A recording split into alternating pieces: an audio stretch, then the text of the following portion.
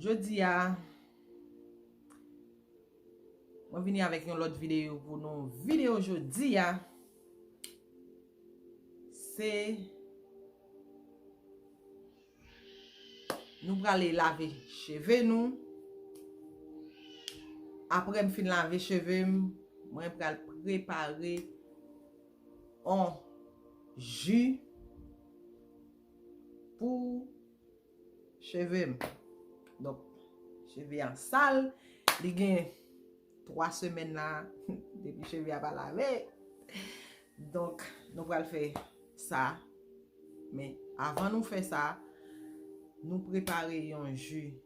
Jus ça, c'est feuille nous qu'on manger, feuille nous qu'on mettre dans légumes, feuille nous qu'on fait soupe avec lui, nous qu'on fait salade avec lui.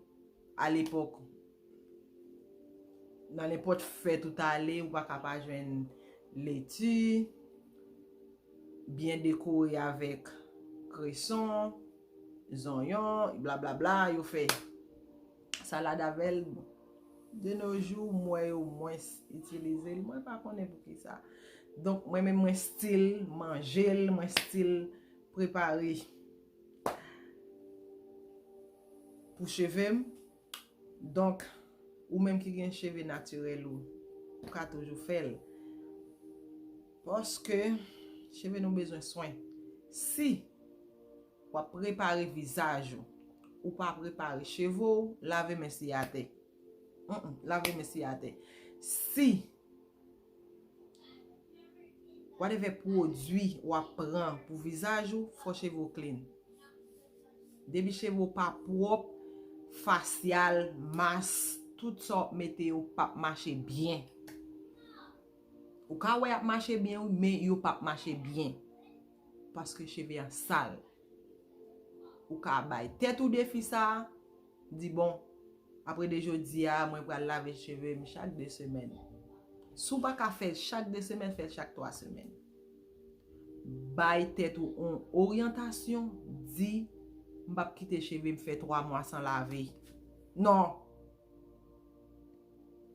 Non. Moi ça, m'ki doit pas gen temps. Mais m'a laver chaque mois. M'ki doit pas gen temps. De pour pratiquer ou bay tête ou orientation ou a faire. Ah, m'pa ka laver chaque semaine, m'a laver chaque 2 semaines. Ah, m'pa ka laver chaque 2 semaines, m'a prendre chaque 3 semaines. Faut ou faire ou ap dépenser comme nan pile produit, whatever de sorte faire li pa ka kembe visage ou propre. Fait expérience là. Regardez, laver cheveux, ou alors fin laver cheveux, oh, ou tout non petit bébé. Ou tout non petit bébé, regardez, l'op garder ou dit oh. Ou après on l'autre changement dans ou parce que cheveux propre, toujours que cheveux propre. Whatever de sorte passer dans visage on l'a marché. Mais soit pas acheter produit bien cher ou pas ka kembe cheveux propre, li pa marcher.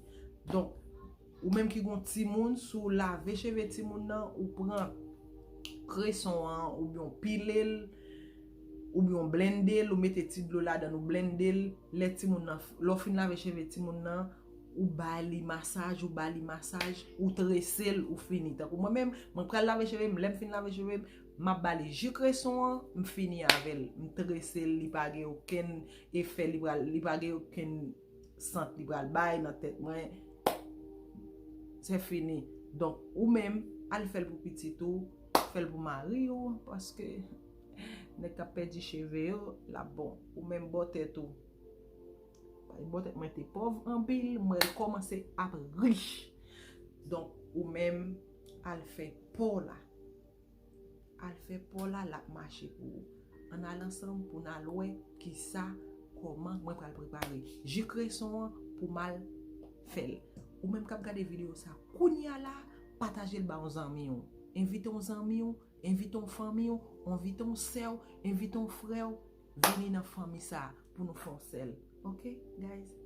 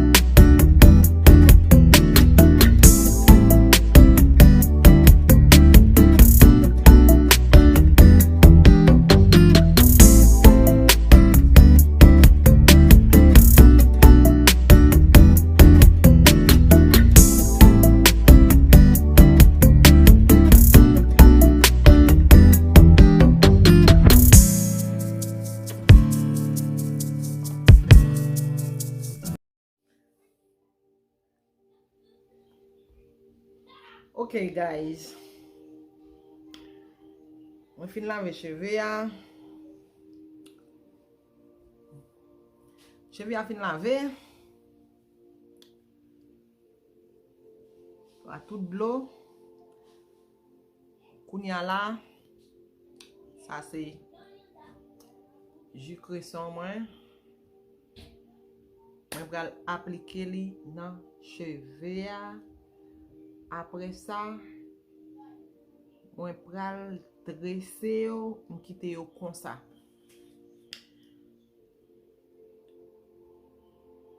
Jus cresson pa gen aucun effet li pral fe. Li pa gen aucun odeur li pral kite nan cheve comme si sou bo koton moun, si moun nan comme si takou moun nan bo koton lan li pral gen tan ouais c'est ou gon sent ou gon mauvais sent nan tête ou non.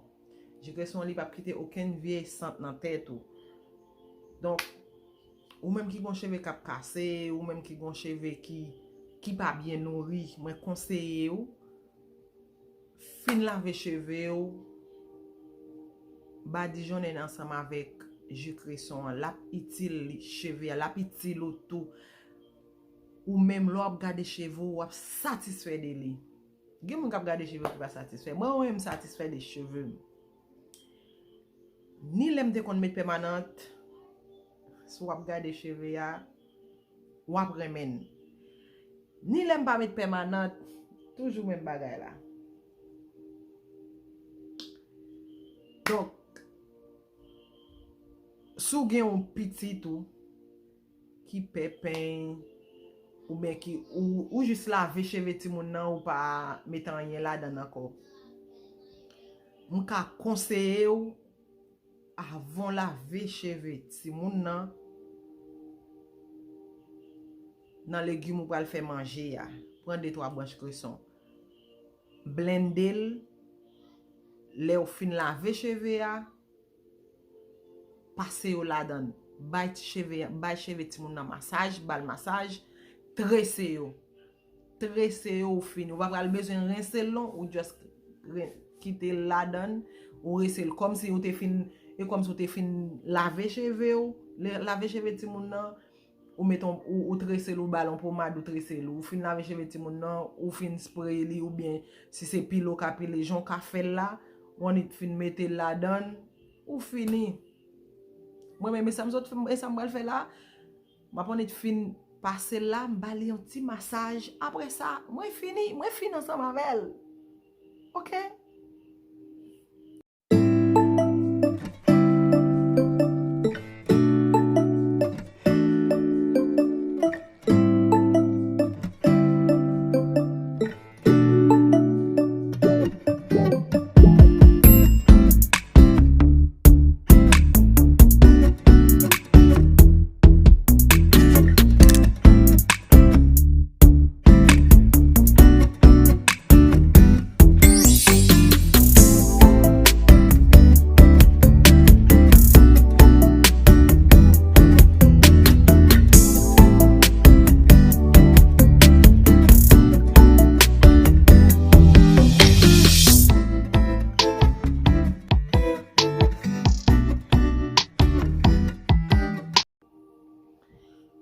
Ok guys, vidéo a fini là.